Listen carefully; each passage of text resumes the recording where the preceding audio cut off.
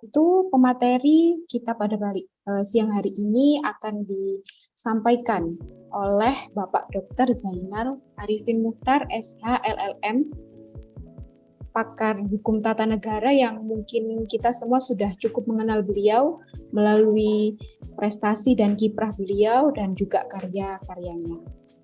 Oke, makasih Mbak. Bismillah, alhamdulillah, wala haula wala quwata illa billah. Assalamualaikum warahmatullahi wabarakatuh.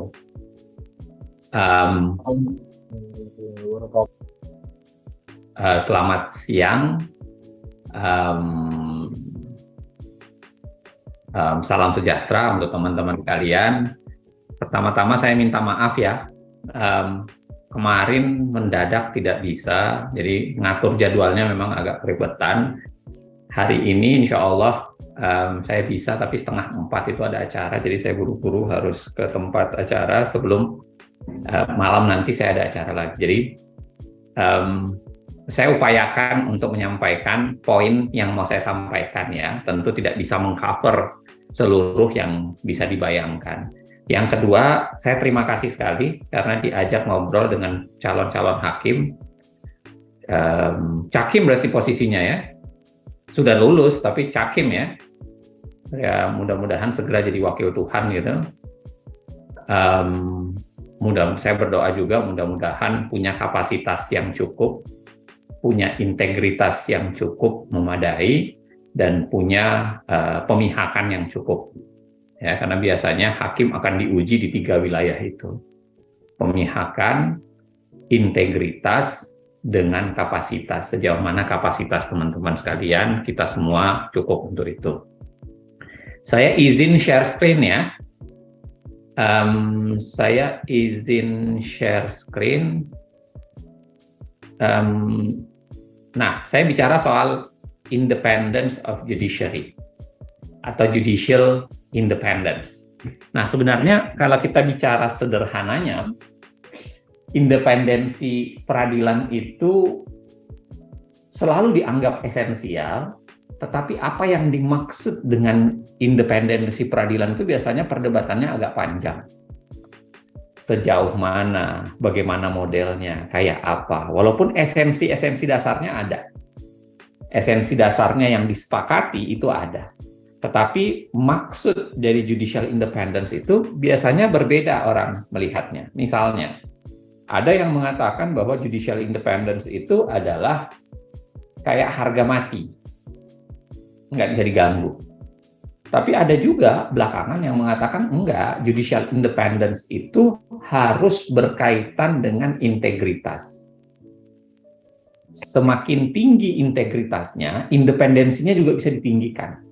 Tapi sebaliknya, semakin rendah integritasnya, maka independensinya jangan ditinggikan. Nah, kira-kira gitu. Jadi, itu sebabnya kalau kita bicara soal pengertian judicial independence itu beragam sudut pandang dan cara pandang. Tapi kalau bicara soal esensinya sebenarnya banyak sekali.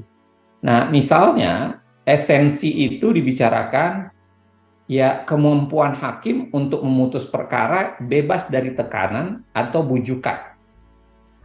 Ya, jadi kemandirian kekuasaan hakim adalah kemampuan hakimnya itu sendiri untuk memutus perkara bebas dari tekanan maupun bujukan.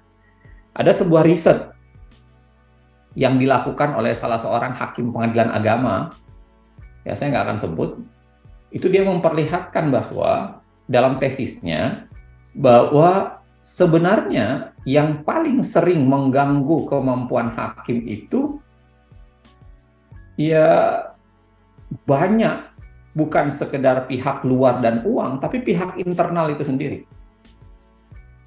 Jadi kekuasaan kehakiman itu biasanya, atau pengadilan di atas, atau pimpinan ya di dunia hakim itu sendiri yang sering mengganggu.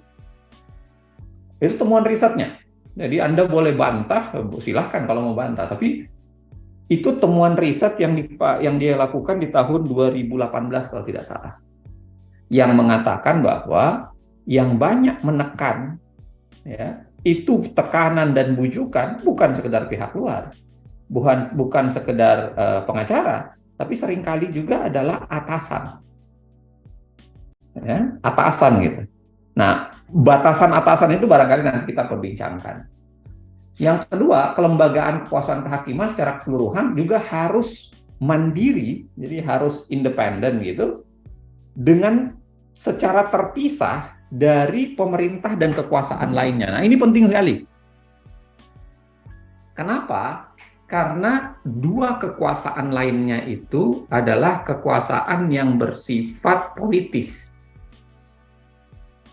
Dia dipilih oleh keterlibatan partai politik, dan dia dipilih dalam sebuah proses politik. Beda dengan kekuasaan kehakiman. Kekuasaan kehakiman itu diidealkan terpilih melalui sebuah proses yang non-politis. Ya, ada 4 cara memilih hakim ya. Political appointee, lalu kemudian partisan election, non-partisan election, dan merit system. Nah, tetapi di antara 4 itu rata-rata selalu bicara bahwa dia harus terpisah dari kekuasaan, dari pemerintah dan kekuasaan lainnya. Nah, kejadian Aswanto barangkali adalah contoh paling sederhana betapa dirusak yang namanya ini. Teman-teman tahu ya kasus Aswanto barangkali ya, Hakim MK yang dianggap melawan DPR karena menyidangkan atau membatalkan undang-undang yang dibuat oleh DPR, itu kemudian diberhentikan di tengah jalan. Padahal kalau kita pakai nanti ada teorinya yang mengatakan hakim itu hanya bisa diberhentikan karena dua alasan. Alasan yang pertama adalah bad behavior, jadi dia melakukan tindakan yang buruk atau latar belakang yang buruk atau kondisi yang buruk, dia melakukan hal-hal tertentu yang buruk. Dan yang kedua adalah masa jabatannya habis. Selain itu tidak bisa. Mati ya, kalau mati itu sudah pasti ya, sudah dengan sendirinya. Nah, peran pokok kekuasaan kehakiman yang mandiri itu mempertahankan supremasi hukum dan memastikan supremasi hukum. Ya, itu sebabnya kekuasaan hukum itu harus ditarik di atas. Ya, karena hanya dalam fungsi itu dia bisa menjaga yang namanya supremasi hukum. Karena jika tidak, misalnya dia terlalu dekat dengan institusi pemerintah, organisasi politik, lembaga-lembaga lain, atau pengaruh dari luar maupun dari dalam, dia kemudian menjadi tidak independen. Sehingga supremasi hukum itu kan bisa dipertanyakan. Sejauh mana supremasi hukum itu bisa digapai gitu. Nah, berikutnya ada banyak ya. Jadi judicial independency itu sebenarnya mengimplikasikan bahwa kekuasaan kehakiman, bahwa hakim itu harus bebas dalam memutus perkara. Dari semua tekanan pribadi, ekonomi, politik, ketakutan, pembalasan, semuanya. Walaupun bukan sekedar dari tekanan luar ya, saya bilang tadi, tekanan dalam juga ada. Pribadi, kalau habis diputus pacar atau habis berantem sama istri, ya jangan putus dulu. Biasanya itu bisa menjadi tekanan kan? Karena tekanan pribadi juga ada. Tekanan pribadi maksudnya contohnya di sini sebenarnya kalau itu konflik kepentingan kan. Misalnya keluarga, orang yang dikenal, sahabat, dan lain-lain sebagainya. Tapi pada dasarnya sebenarnya sangat banyak kemungkinan yang menekan ketika Anda ingin memutuskan satu perkara. Bahwa putusan pengadilan harus final dalam semua perkara, ya tidak terbantahkan, ya kecuali dalam terjadi perubahan Undang-Undang Dasar. Jadi putusan pengadilan itu harusnya final. Dia menjadi sabda terakhir dari Tuhan. Dia menyelesaikan sengketa yang ada. Tidak boleh lagi ada sengketa setelahnya. Nah, ini sebabnya dalam konteks ini, kompetensi itu menjadi penting. Karena bahaya sekali kalau kompetensi itu tidak dikunci. Ya, misalnya pengadilan perdata sudah lewat tun, sudah lewat mana-mana, itu dilakukan lagi. Padahal harus final sebenarnya. Jadi ini pentingnya dalam istilah sosiologi hukum ada yang disebut dengan window shopping. Ada gejala para pencari keadilan itu melakukan apa yang disebut dengan window shopping. Dia belanja ini tuh, belanja apa? Konsep penyelesaian. Dia cari-cari gitu. Nah, itu bahaya.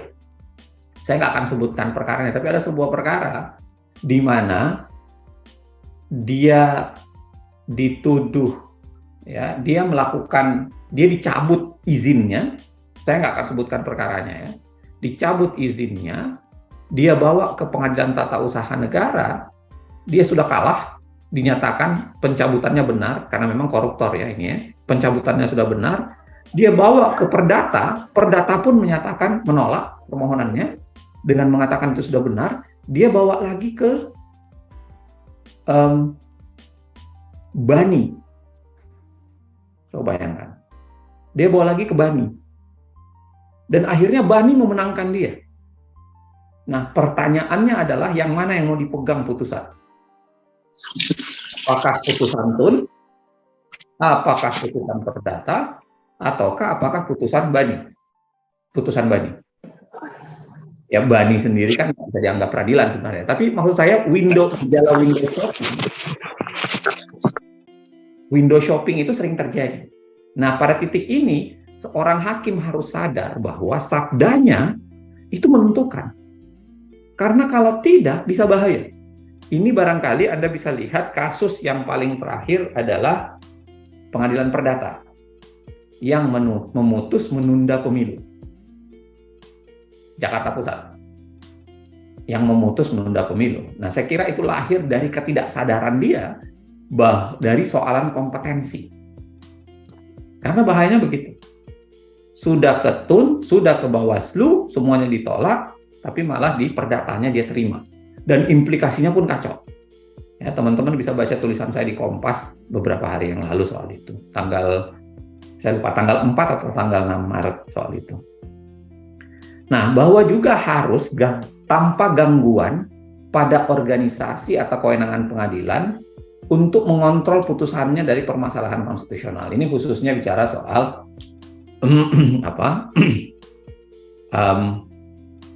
constitutional question sebenarnya ya. Nah, saya ingin skip aja beberapa istilah ya. Nah, ini dulu. Mengapa independen itu dibutuhkan? Satu, karena diperlukan untuk melindungi atas tekanan kekuatan eksekutif. Kenapa? Karena dimanapun yang namanya hakim itu paling sering ditekan dengan kekuasaan eksekutif. Kenapa begitu? Karena esensinya hakim itu pasti bergantung besar dengan kekuasaan eksekutif. Anggaran dari eksekutif. Ya, walaupun anggaran negara sih, tapi anggaran harus dari eksekutif. Belum lagi ya kelembagaan peradilan itu sendiri masih membutuhkan atau sangat bergantung pada eksekutif. Yang kedua, diperlukan untuk perlindungan hak-hak dasar. Karena ada hak-hak dasar yang harus dilindungi dan disitulah independensi dibutuhkan. Karena kalau tidak, maka hak dasar ini akan mudah sekali untuk dilanggar. Termasuk jaminan untuk mempertahankan dan membebaskan kekuasaan kehakiman dari pengaruh luar. Nah, makanya kenapa seorang hakim itu harus bersifat independen, karena itu. Ya, sangat dibutuhkan. Ada banyak sekali aturan internasional, nanti saya akan cuplik beberapa di antaranya saja, yang menggambarkan, teman-teman sekalian bisa baca, yang menggambarkan bagaimana independensi peradilan itu seharusnya ada.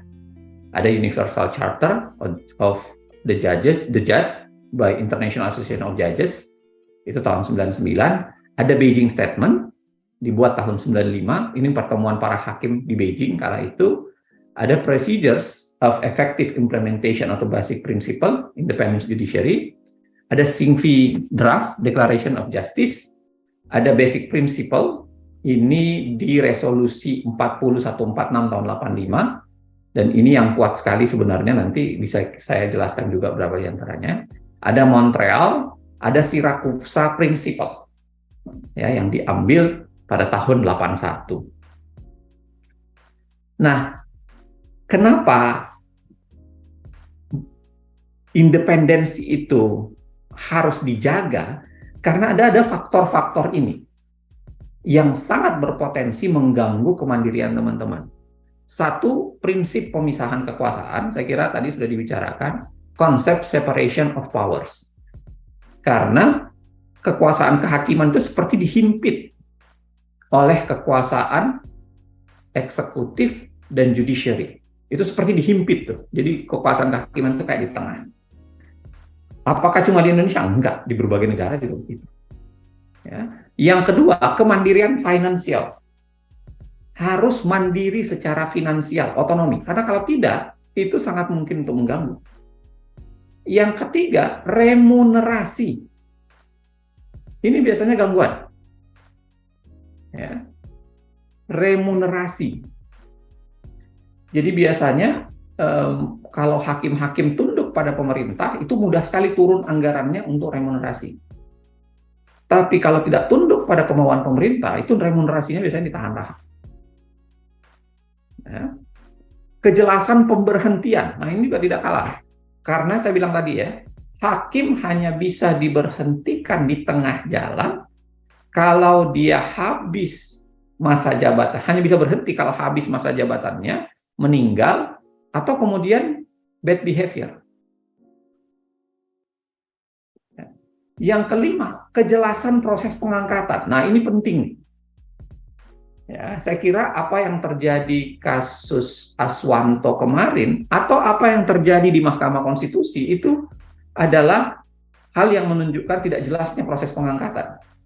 Coba bayangkan hakim konstitusi dulu usianya 48, lalu akan diseleksi ulang setiap 5 tahun, itu tiba-tiba diubah oleh DPR menjadi 55 sampai usia 70. Tidak perlu proses seleksi ulang. Saya termasuk menulis di Kompas waktu itu mengatakan bahwa itu ujian sesungguhnya untuk hakim konstitusi sebenarnya itu. Karena soal pemberhentian dan pengangkatannya itu bergerak mengganggu independensi peradilan. Hakim kayak dikasih gula-gula kan, kayak dikasih gratifikasi konstitusional gitu. Tiba-tiba tidak perlu diseleksi ulang panjang.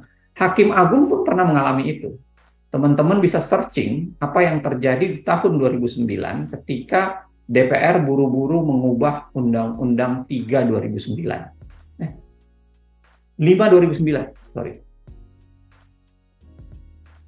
5 2009. Di situ pensiun Hakim Agung itu dari 65 bisa diperpanjang jadi 67, tiba-tiba semua diperpanjang jadi usia 70. Itu ada putusan MK-nya, dan isunya sangat kuat waktu itu karena dianggap mau menyelamatkan beberapa hakim agung. Nah, artinya apa? Kalau saya bicara soal pemberhentian dan pengangkatan mengganggu kemandirian hakim, itu biasanya itu. Ada upaya politis untuk mengubah-ubah masa jabatan, karena pengubahan masa jabatan itu bisa mengganggu independensi kekuasaan hakim itu sendiri. Nah, saya kasih contoh beberapa di antaranya ya, jadi nggak usah semuanya barangkali. Nah, saya mau bicara beberapa basic principle of separation of power ya. Jadi 5 yang saya jelaskan itu tadi, basic prinsip dalam separation of power. Jadi, judiciary shall decide matters before them impartiality on the basis of facts and in accordance with the law without any restriction, improper influence, inducements, pressures, threats of interferences, direct or indirect from any quarter or for any reason. Jadi tidak boleh ada ya restriksi, pembatasan, influence yang improper, ya, pressure, lalu kemudian ancaman langsung maupun tidak langsung, dari cabang manapun atau dari kantor manapun, for any reason, atas alasan apapun. Ya. Nah, itu sebabnya kenapa General Assembly di PBB itu, di resolusi yang saya sebutkan itu mengatakan bahwa ini penting sekali, tidak boleh ada. Nah, di kita saya kira banyak sekali, ya, karena hierarkisnya hakim itu masih sering mengganggu. Nanti saya bahas ya sejauh mana sih sebenarnya bisa independen. Nah, prinsip remunerasi. Kalau remunerasi, financial autonomy dulu. It is the duty of each member state to provide adequate resource to enable the judiciary to properly perform its function. Dia mengatakan, di General Assembly ini mengatakan, semua negara yang menjadi peserta dalam General Assembly ini harus menyediakan resource yang cukup, sumber yang cukup, ya, untuk membuat judiciary itu bisa proper performance-nya. Nah, ini yang harus teman-teman tekankan, bahwa dalam konteks kekuasaan kehakiman, bisnis proses utamanya hakim itu adalah putusan. Maka subsistem yang menunjang putusan itu harus dikuatkan betul. Harus dikuatkan betul, saya kira. Karena harus mempunyai resource yang adequate, yang cukup. Yang cukup untuk itu. Saya biasanya agak ngeluh ya ketika, mohon maaf, tentu penting, pengadilan penting sekali untuk dikuatkan kantornya, bla bla bla. Saya akui itu. Tapi pada saat yang sama saya kira kapasitas hakim, kemampuan mereka, lalu kemudian integritas mereka, itu harus dikuatkan. Maka harus ada uang yang cukup, misalnya untuk sekolah, ada uang yang cukup untuk kursus, ada uang yang cukup untuk beli buku, ada uang yang cukup untuk membiayai keluarga. Nah, saya kira hakim sebenarnya kan sudah sedikit banyak udah mengalami remunerasi cukup lumayan ya kalau di Indonesia ya, walaupun cukup atau tidak memang masih perdebatan. Atau kalau dibanding dengan Kementerian Keuangan barangkali masih kalah hakim-hakim ya, masih kalah lah hakim-hakim kalau dibanding Kementerian Keuangan. Tapi paling tidak ya, apa makna adequate resource itu harus diperjuangkan sebenarnya. Nah, remunerasi itu mengatakan the term of office of judges, their independence, security, adequate remuneration, condition of service, pensions, and age of retirement shall be adequately secured by law. Kenapa dia mengatakan secured by law? Karena semua ini bisa mengganggu. Independensinya harus diatur, diamankan di dalam undang-undang, keamanannya itu sendiri, remunerasinya, kondisi servisnya, pensiun, termasuk tahun pemberhentiannya, itu harus diatur. Kenapa? Karena kalau tidak, itu bisa diutak-atik, itu bisa diganggu. Ya. Remunerasi, security, itu dalam General Assembly ya, mengatakan means that the salary of all judges should be adequate, fixed, and secure, and not subject to arbitrary change by any branch of government. Jadi tidak bisa tiba-tiba diubah begitu saja oleh cabang kekuasaan. Kenapa? Karena itu harus diatur dalam bentuk undang-undang. Nah, ini saya kira yang belum sebenarnya, karena konteks gaji hakim di Indonesia itu masih sangat tergantung kemurahan hati dari kekuasaan eksekutif. Padahal harusnya diatur. Ya, bahkan dikunci dikatakan judicial salaries cannot be decreased, tidak boleh dikurangi, tidak boleh tiba-tiba diturunkan.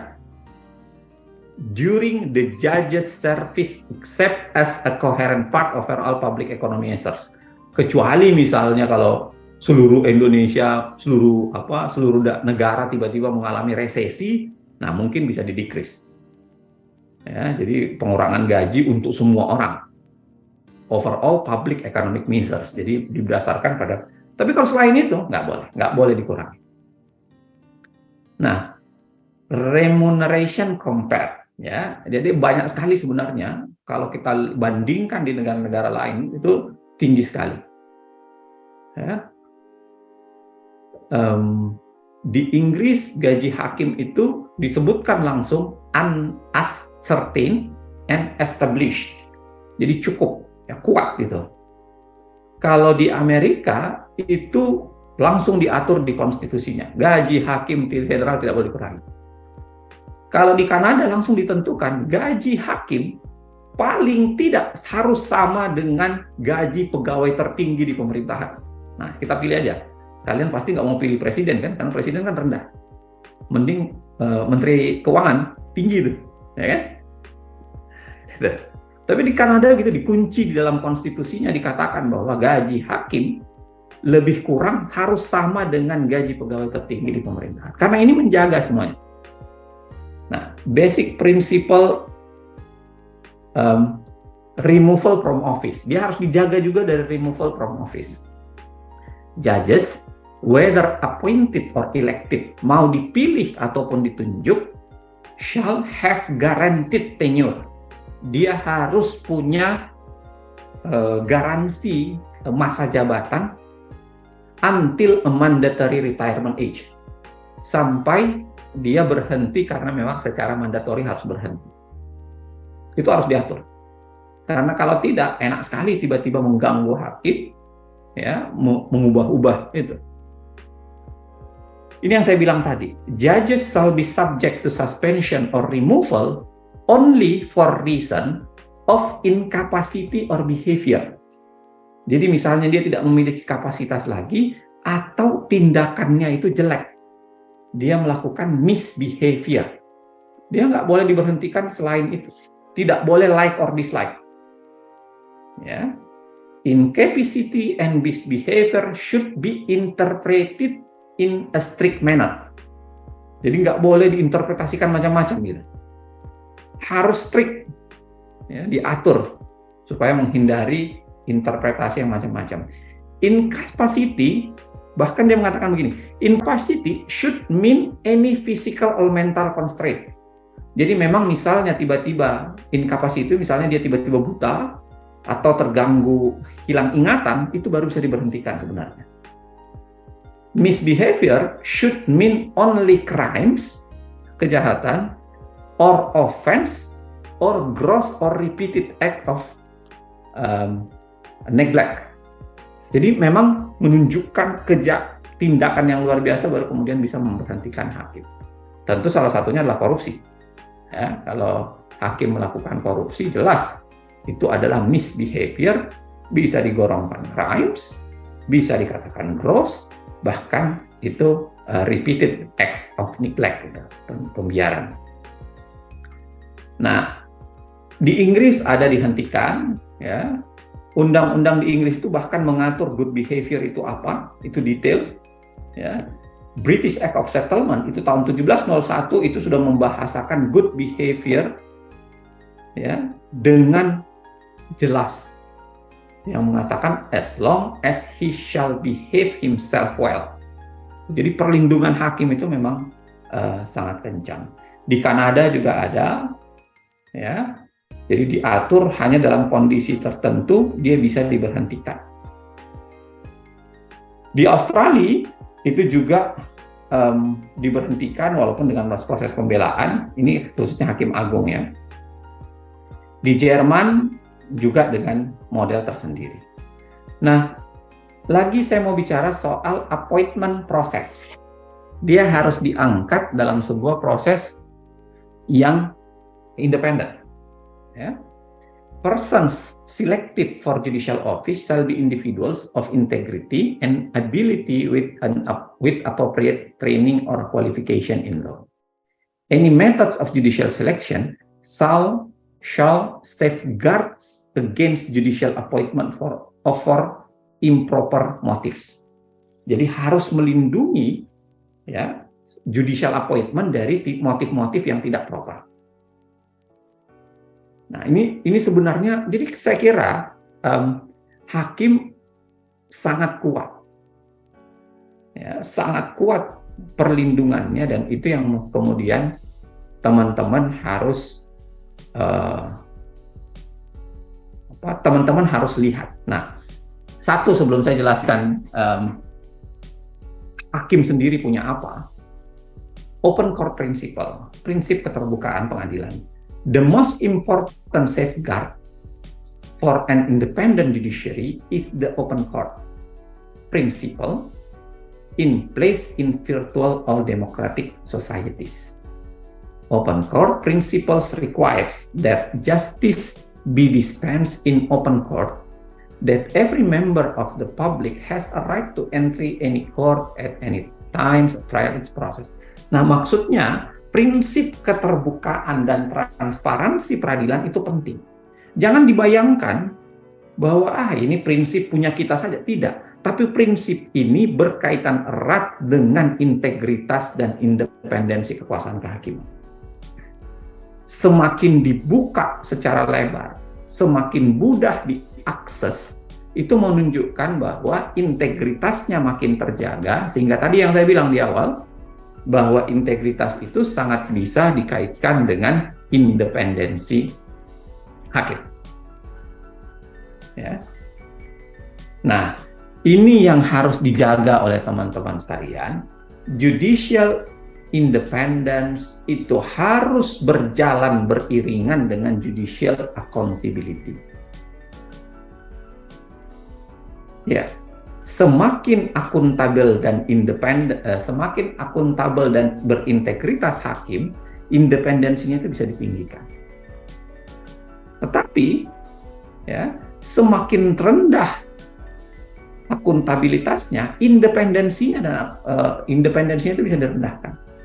Di Ukraina itu pernah dilakukan dihapusnya klausula judicial immunity karena terlalu korup hakim-hakimnya. Ya, jadi ada kondisi terlalu korup itu membuat judicial immunity itu dihilangkan atau independensinya bisa diganggu sedikit. Dalam konteks Indonesia kita harus ingat bahwa kita melahirkan komisi yudisial karena ada masalah pada Mahkamah Agung. Jadi Mahkamah Agung itu semacam jawaban atas persoalan tidak berintegritasnya Mahkamah Agung kala itu. Ya, jadi apakah komisi yudisial bisa mengganggu independensi? Sangat mungkin. Ya, apakah bisa? Sangat mungkin. Tetapi kenapa ya? Itu karena ditujukan pada wilayah independensi yang memang terganggu. Nah, saya berhenti dulu di teori ini ya. Silahkan Anda mau nanya. Sebelum saya mau cari satu slide saya soal apa makna hakim bebas untuk menentukan hakim, atau misalnya rechtfinding. Hakim bisa apa sih dalam menemukan hukum? Monggo kalau ada pertanyaan sambil saya cari. Silakan untuk teman-teman yang mau bertanya, langsung saja untuk raise hand dan meng-on cam kamera ya. Baik, ini ada Bang Giri Mikael dari PN Kupang. Langsung saja Bang, silakan untuk disampaikan. Ya, terima kasih Pak atas penjelasannya. Saya mau nanya Pak, kalau di US itu saya lihat di berita sedang dipertimbangkan juga apakah hakim ini harusnya dipilih oleh rakyat atau tidak. Karena di sana itu ada pertimbangan bahwa hakim di sana itu sangat sulit diintervensi sehingga putusan-putusannya itu kadang jauh daripada tujuan politik masyarakat pada umumnya itu. Makanya di sana ada hakim agung yang ini liberal, yang ini republikan gitu-gitu. Dan apakah bagaimana menurut Bapak soal itu gitu. Terus dan kedua saya juga mau nanya Pak, undang-undang itu kan biasanya ada dasar politiknya ya, dan dasar politiknya itu kadang ada yang tidak populer itu. Tidak populeran itu mungkin ada dampak baiknya, misalnya untuk meningkatkan investasi atau hal-hal lainnya itu. Dan apakah menurut Bapak suatu dasar politik dapat digunakan untuk membuat suatu pertimbangan? Itu aja dari saya, Pak. Terima kasih. Oke. Ada lagi? Saya jawab aja langsung ya. Sembari saya, nah di Amerika itu agak berbeda sejarahnya memang. Ya, saran saya baca buku The Court Divided. Di situ dijelaskan secara sejarah bagaimana pembelahan yang terjadi di Amerika antara doktrin liberal dengan doktrin konservatif. Dan memang pembelahan Amerika itu pembelahan liberal dengan konservatif. Kaum Southern dengan Northern. Dan itulah yang melahirkan juga basis Partai Republik dengan basis Partai Demokrat. Nah, itu yang membuatnya. Kenapa kemudian? Nah, di Amerika apakah ada pemilihan hakim yang bersifat? Ada. Ada yang bersifat dipilih secara langsung oleh rakyat, walaupun di distrik-distrik, di court, di daerah. Ya, ada beberapa hakim yang dipilih. Bahkan paket sama marshal-nya. Itu ada. Nah, tetapi dasarnya sama. Karena begini, pembelahan ideologi di sana itu ya dua itu. Anda baca Court Divided, belum pernah bergeser antara konservatif versus liberal. Itu aja terus bertarung. Maka biasanya kalau Mahkamah Agungnya dikuasai oleh yang liberal, putusannya menjadi lebih liberal. Kalau Mahkamah Agungnya dikuasai oleh konservatif, ya biasanya putusannya jadi konservatif. Kenapa kemarin putusan Mahkamah Agung Amerika tiba-tiba konservatif terhadap hak perempuan? Karena Mahkamah Agung Amerika sekarang dikuasai dengan konservatif. Ada satu hakim yang di penghujung sebelum Trump jatuh, sebelum Trump diganti, itu dia ganti hakimnya. Ya, karena memang retirement ya. Jadi udah minta pensiun, udah mengundurkan diri. Itu tiba-tiba langsung diganti. Dulu perdebatannya waktu itu, lah jangan diganti di ujung jalan. Harusnya melalui sebuah proses yang lebih madai, atau harusnya diganti oleh presiden berikutnya gitu. Nah, tapi Trump berpikir bahwa harus dikuasai oleh konservatif, dan akhirnya konservatif lebih mayoritas di sana, dan itu yang membuat putusan soal perempuan kemarin sempat didemo banyak orang kan, soal hak perempuan gitu. Ya. Nah, jadi sejarahnya beda, konteksnya beda. Kenapa Indonesia tidak bisa dibuat seperti itu? Karena kondisi hukum kita tidak terbagi secara ideologis seperti itu. Tidak terbagi secara Southern dengan Northern, tidak terbagi secara konservatif dengan liberal. Hakim-hakim kita itu tidak jelas sebenarnya genrenya, ya kan? Yang mana konservatif, yang mana liberal itu nggak jelas sebenarnya. Itu nanti bisa panjang saya jelasinnya. Yang kedua tadi pertanyaannya apa? Waduh, saya lupa catat lagi. Yang kedua begini Pak, kan undang-undang itu biasanya ada dasar politiknya, paham. Dan kadang ada dasar politiknya itu. Oke.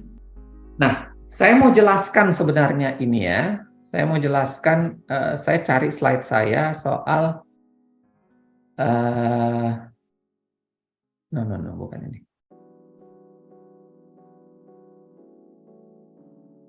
Wait.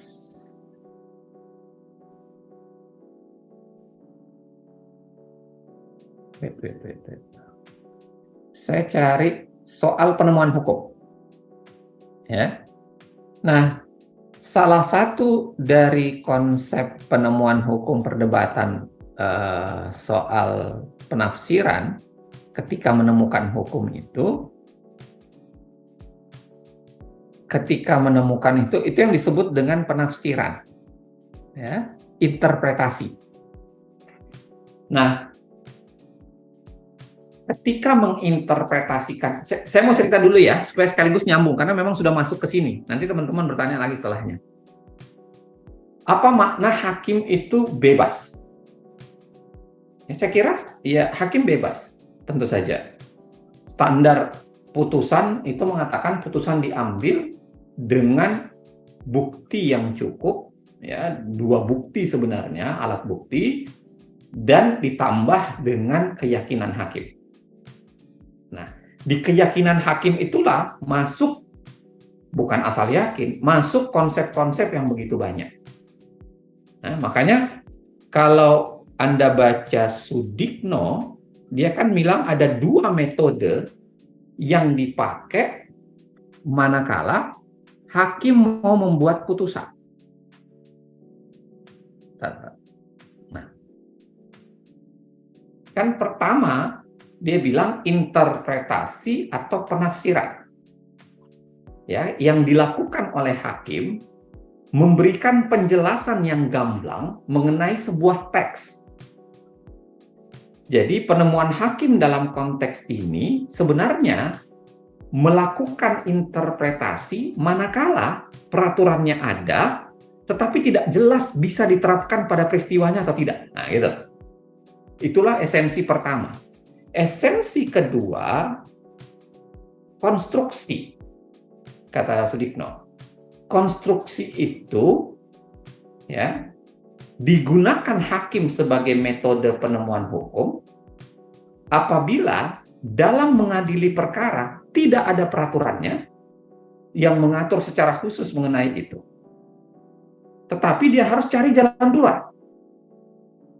Jadi kalau yang pertama tadi ada aturannya, tapi tidak jelas mau diterapkan ke aturan konkret seperti apa, itu butuh penafsiran, dan saya kira hakim pasti selalu menafsirkan pada konteks itu, nggak mungkin tidak, di semua perkara ya.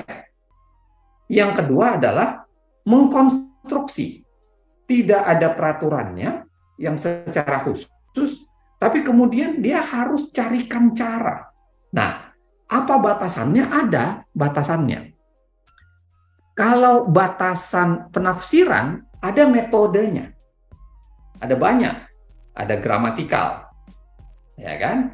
Ada historikal, dia lihat sejarahnya. Ada sistematis, dia melihat undang-undangnya secara keseluruhan. Ada teleologis, lihat tujuan. Nah, ini yang bisa dipakai salah satunya, yang tadi Anda tanyakan. Tapi ingat, ya, putusan hakim dalam konteks penafsiran itu lebih didekatkan pada kondisi ada peraturannya, tapi tidak jelas mau dipakai dan mau didekatkan pada kasus konkretnya. Kalau jelas aturannya dan bisa diterapkan pada kasus konkret, Anda tidak perlu melakukan penafsiran terlalu jauh. Tapi manakala tidak jelas ketika mau diterapkan pada peraturan konkret, itu bisa dipakai.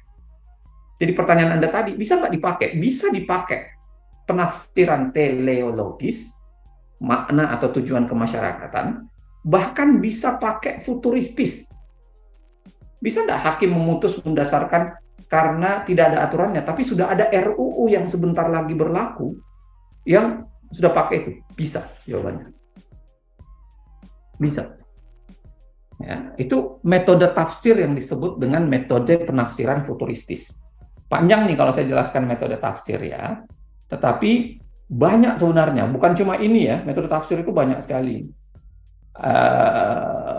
Lebih 20 deh penafsiran. Anda bisa baca di buku saya yang soal kekuasaan kehakiman. Ya, judicial activism versus judicial restraint. Banyak sekali di situ soal metode tafsir, sebenarnya sangat mungkin. Nah, yang kedua, konstruksi hukum. Konstruksi hukum itu ketika tidak ada aturannya, tapi hakim harus cari. Nah, maka bisa dilakukan, walaupun dilakukan secara terbatas, tidak semua kasus ya. Satu adalah argumentum per analogian, atau menggunakan analogi. Ya, misalnya, ada hal yang berbeda tapi serupa diatur dalam undang-undang mana, itu bisa dipakai. Bisa Anda analogikan untuk dipakai. Saya harus ingatkan ya, tak ada peraturannya. Jadi Anda bisa pakai argumentum per analogian untuk menjawab itu. Yang kedua, penyempitan hukum. Penyempitan hukum itu maknanya adalah peristiwa atau sifatnya umum itu diterapkan pada peristiwa atau hubungan hukum yang khusus dengan melihat ciri-cirinya. Ya, jadi ada aturan umum misalnya ya, bukan aturan khusus, tapi dia lihat aturan umumnya, ciri-cirinya seperti ini yang Anda pakai untuk mengatur atau menjelaskan putusan Anda. Ada lagi argumentum a contrario. Anda bisa menggunakan itu karena tidak ada aturannya. Tapi kalau Anda lihat ada undang-undang yang mengatur perlawanan berbeda dengan yang Anda sidangkan ini, berarti Anda bisa pakai argumentum a contrario-nya. Selain itu, berarti bisa. Walaupun lagi-lagi ini juga tidak bisa digunakan setiap saat. Karena teori di dalam civil law dengan common law itu agak berbeda dalam konteks a contrario. Nah, ini panjang lagi kalau saya jelasin nih, tapi kira-kira itu bisa dipakai. Walaupun tidak bisa dipakai dalam semua waktu. Makanya harus disusun pas-pas banget. Saya kasih satu contoh cacatnya argumentum a contrario, misalnya kalau Anda mau lihat Undang-Undang Dasar yang mengatakan bahwa Presiden dilarang membubarkan DPR. Bisa nggak digunakan a contrario di situ? Bisa, tetapi kesimpulannya bisa kacau. Karena yang limitatif dilarang bubarkan hanya DPR, berarti selain DPR boleh dibubarkan. Nah, itu kesimpulan gitu, yang kadang-kadang perdebatannya pasti menjadi panjang. Gitu ya, teman-teman sekalian. Ada lagi pertanyaan? Baik, silakan. Selanjutnya ada Bang Ganti Ginting. Silakan Bang untuk langsung menanyakan. Assalamualaikum warahmatullahi wabarakatuh. Selamat siang menjelang sore, Pak. Saya ingin bertanya, ini kan Bapak tadi ngebahas tentang interpretasi atau penafsiran hukum ataupun drafting. Yang ingin saya tanyakan, yang jadi keresahan saya, apakah penemuan hukum itu atau drafting itu bisa diterapkan juga pada ranah hukum formil, Pak?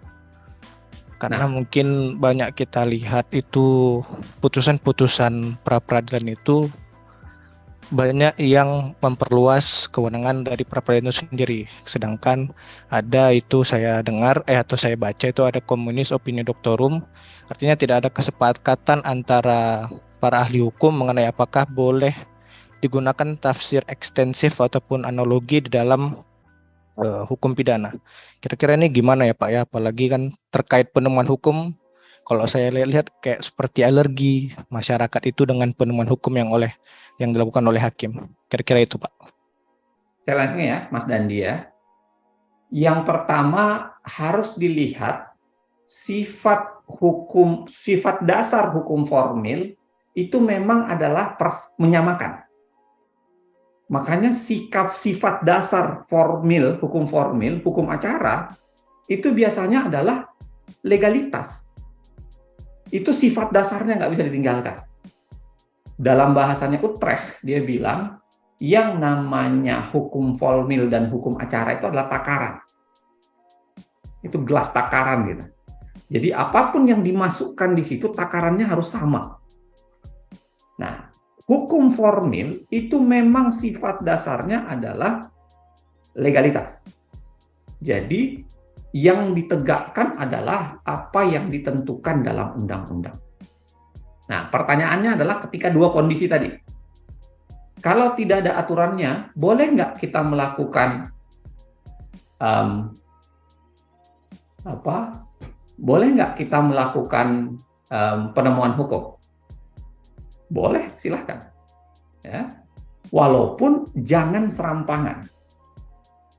Ya, saya kira Anda boleh berbeda pendapat ya, siapapun boleh berbeda pendapat dengan saya. Tapi saya kira pra-peradilan dulu yang tiba-tiba diluaskan oleh hakim, saya kira itu lahir dari cara pandang yang tidak tepat. Nggak tepat. Karena pra-peradilan itu pada dasarnya sudah masuk materi perkara kok. Nggak mungkin syarat sahnya untuk ditetapkan tersangka itu pasti bicara soal substansi perkara. Nah, mungkin tidak. Beda dengan pra-peradilan yang bersifat lain. Beda dengan sifat pra-peradilan yang bersifat lain. Makanya saya lebih setuju misalnya kalau dibuat dalam konteks dismissal.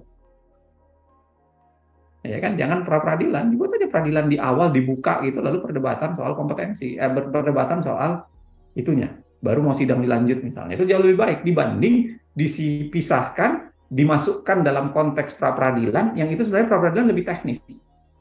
Bicara soal keabsahan penangkapan, yang gitu-gitu kan. Dan lain-lain sebagainya yang diatur di KUHP. Nah, jadi kalau Anda tanya saya mengatakan ya kalau kondisinya ada aturannya tetapi tidak jelas apakah bisa didekatkan pada peraturan konkret, Anda bisa melakukan interpretasi. Tapi jangan serampangan dulu. Itu bahayanya. Yang bahaya dari interpretasi itu asal-asalan gitu. Serampangan. Ya. Anda boleh nggak melakukan analogi, Anda boleh nggak melakukan penemuan hukum dalam bentuk konstruksi? Bisa. Walaupun tentu jangan asal-asalan. Dan seharusnya dihindari karena lagi-lagi saya bilang hukum acara itu harusnya memang takaran yang pas. Makanya saya saran Mahkamah Agung sebenarnya yang harusnya ngisi-ngisi itu. Supaya ya bisa dengan perma, bisa dengan surat edaran, sementara waktu ketika tidak ada aturannya perundang-undangan. Tapi begitu ada aturan perundang-undangan, selesai. SEMA dan perma itu harusnya tidak lagi menutup.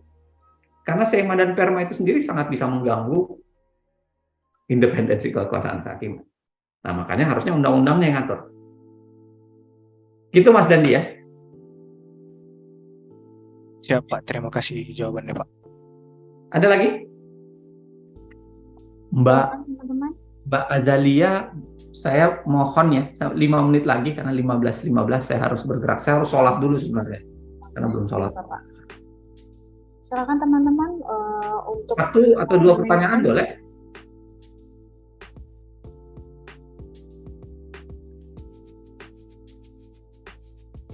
Nggak ada?